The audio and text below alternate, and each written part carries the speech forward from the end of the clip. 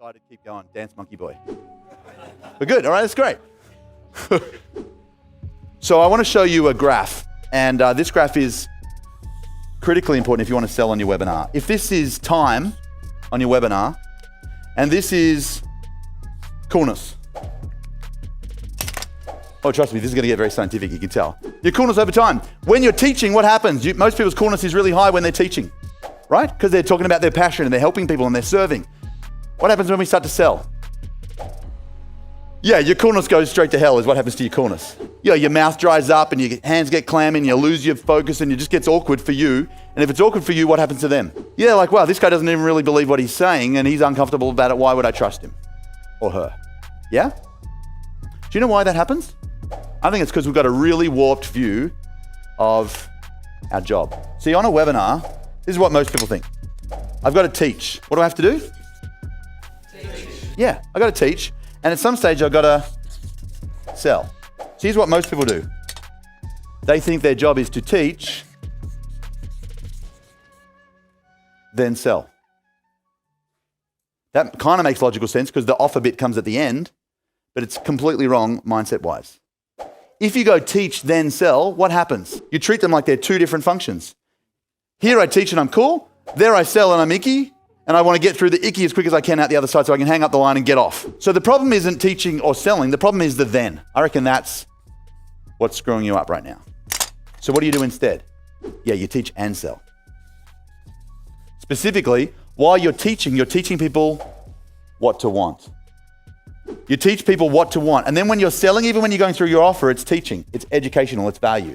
So we're teaching the whole time. We're selling the whole time. While you teach, you're setting up the sale, and while you're selling, it's educational. One of my clients describes it this way. All the way through the webinar, I'm throwing hand grenades. And at the end, I'm pulling pins. Throwing thought grenades, pulling pins. Throwing thought grenades, pulling pins. We teach and sell the whole way through. When you do that, here's what happens. Your coolness stays high the whole time. So mistake number 5 is an awkward transition. What we need down here is we need a transition. How we switch from content to sale is really, really important. I gave you a transition earlier. Do you remember? Right at the start, what do we say in our webinar? Hey, I'm going to give you everything I can in the time we've got, and then I'll show you where to go to get more help if you need it or if you want it. What have I just done? I've made a promise. So at the start, I've gone, hey, I'm going to give you everything I can, and at the end, I'll show you where to go to get more help if you want it. Then at the end, I go, at the start of today's webinar, I promised I was going to go really fast and give you everything I could in the time we've got. And then I'd show you where to go to get more help if you want it. So I'm just reminding you of the promise I made, and now I'm going to keep it, is the thoughts, right? Let me show you where to go to get more help around this topic. And then you just slide straight into your offer. Is this helpful? All right, transition. Then you move into your offer. Then the sixth piece is something I learned from Clay Collins, who's such a badass. Mistake number 6 is stopping at the end. Who's ever been in a room where they do multi-speaker event, heaps of people and pitch fest? Who's been in one of those? They're kind of fun and exciting. I kind of really love the thrill of it all. So let's say there's a dude at the front of the room and they make their offer and they send you to the back of the room. Who's waiting at the back of the room? Well, the person and their sales dudes, right? And most of the sales are closed when people chat with the sales dudes. You following? What do you think the sales dude's number one job really is? Take money, yeah, but what do they have to do to get it? Answer questions. Answer questions and help people convince themselves. Is that a better way to say it? Yeah, answer questions. And the number one question, no matter what people say, what they're really saying is, here's my situation, so is this right for me? Right? What most people do on their webinar is they go, open, stick, great content that sets up the sale, transition, make their offer, and then they go, great, so that's today's webinar, and they close it down. Which is the sell from stage equivalent of, so that's my offer, if you want to buy it, come and see me at the back of the room. And then I walk to the back of the room, the lights go off. Then the lights come back on 3 seconds later and there's no one in the room except for you. And you're just completely, well, I really wanted to do it, but this is kind of freaky and a bit weird and I had some questions and I can't get them answered, so I'm not going to buy anything. So the big mistake is stopping at the end. What would you need to do after the offer is made? We need to start the party. What's it called? Party. And there's 2 times in your webinar when your energy needs to be sky high. Number 1, where you start your offer, and number 2, when you start the party.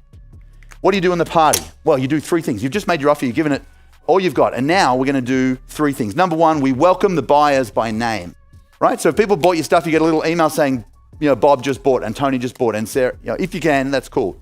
Number 2, you future pace what's going to happen next for them. So maybe you log into your membership site and you show them where they're going to go first and second, or you tell them that they're going to have their one-on-one session with Sally or whatever it is. You future pace. What does that do? If you've just bought and now the person tells you what the cool thing that's going to happen for you, how do you feel? You feel special, you feel excited, you feel like you made the right decision, and you're not feeling buyer's remorse. Yeah?